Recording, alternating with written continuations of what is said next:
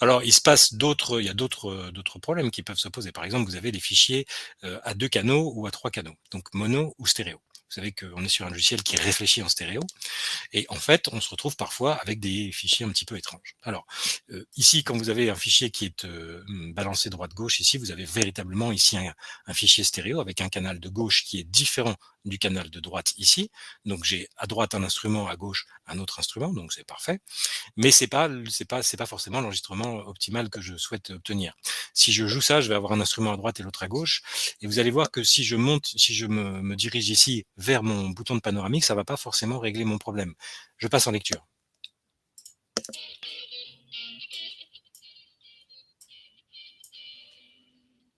J'ai donc ici un instrument à droite et l'autre instrument à gauche. Le problème, c'est que si je déplace ici mon panoramique, parce que je veux replacer un petit peu mes instruments au centre, eh bien en fait, il va simplement favoriser l'un ou l'autre des deux instruments. Je vais monter un peu le son, je vais vous faire écouter, j'espère que vous allez l'entendre.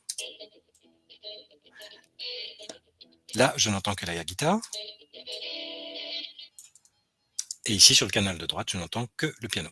Ça n'est donc pas une solution idéale pour faire du mixage. Ce qu'il faudrait que j'arrive à faire, c'est que je puisse avoir mon piano et ma guitare de manière séparée sur deux pistes différentes, de manière à pouvoir les mixer correctement. Donc, si je considère qu'ici, sur la piste numéro 1, alors je ne sais plus quel instrument, pardon, qu'est-ce que j'ai fait? Oui, j'ai fait ça. J'ai donc ici de la guitare, et ici j'ai de la guitare et du piano, eh bien je vais convertir ce fichier-là, de manière à ne garder que le piano sur ce fichier-là. C'est assez simple à réaliser, c'est toujours une question d'interprétation de ce que vous avez sur votre disque dur. On va aller ici dans Canaux Audio, et on va demander, alors je ne sais plus si qu'est-ce qui est à gauche et qu'est-ce qui est à droite, je vais faire un premier test. Je vais mettre sur le canal de droite et de gauche de mon élément, c'est-à-dire de mon plan, uniquement le canal de gauche de mon média. Ouais, je réattribue les canaux, je fais une espèce de reroutage comme ceci, et je regarde si ça marche, si j'ai pas fait de bêtises. J'ai fait exactement l'inverse de ce que je voulais faire, donc je recommence. Ce que je voudrais, c'est avoir deux fois le canal de droite, c'est-à-dire le piano uniquement. Voilà.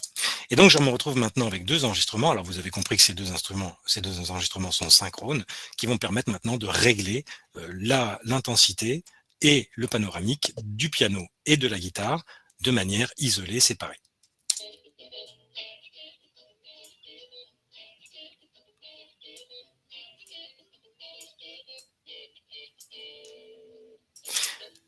Donc à l'écoute, vous vous retrouvez maintenant avec des niveaux que vous pouvez régler séparément pour la guitare et pour le piano. Et surtout, vous avez disposé dans le panoramique, à droite et à gauche, selon la manière souhaitée, chacun des deux instruments. Vous avez donc récupéré la main sur votre mixage. Donc l'idée maintenant, si vous voulez, c'est de gérer intelligemment à la fois notre studio son avec nos pistes et à la fois de pouvoir intervenir sur les éléments, donc de jouer sur la double articulation que propose le logiciel. Première chose à faire, ne pas tout mettre sur les mêmes pistes. Ici, j'ai Jacques qui parle et ici, j'ai Paul qui parle. Il ne faut pas les mettre sur les mêmes pistes. Donc, ce que je vais faire, c'est que je vais déplacer ici donc mes différents éléments sonores, je vais les mettre sur des pistes différentes. Et donc, je vais faire tout simplement de la place comme ceci.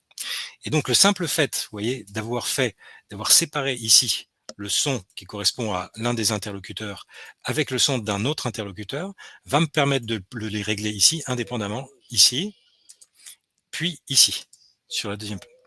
Et donc ça, c'est un premier réglage qui peut être intéressant de faire. Le fait de mettre aussi vos différents bruits, vos différents sons et vos différentes musiques sur des pistes séparées qui leur sont attribuées va vous permettre de tirer profit pleinement de votre table de mixage ici, que ce soit en panoramique ou en niveau. Et donc là, vous avez un premier réglage qui est très intéressant à réaliser et qui va vous permettre comme ça, tout simplement en dispatchant vos différents éléments sonores sur différentes pistes, d'optimiser votre table de mixage. Donc il faut commencer par faire ça.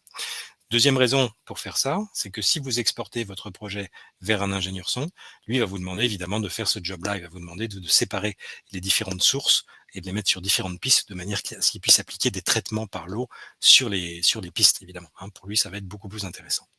Donc ça, c'est la première chose. Dernière chose, évidemment, on va pouvoir travailler sur le niveau sonore véritablement. Par exemple, imaginons que ici, je vais me mettre en solo, j'ai quelqu'un qui prend la parole,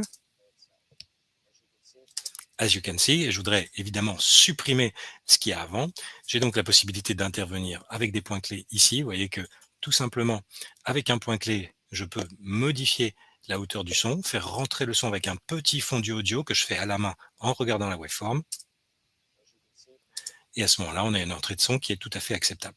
Évidemment, il faudrait avoir ici un plan de coupe qui me permette de ne pas avoir de problème de jonction comme ceci. Mais ça, c'est du montage.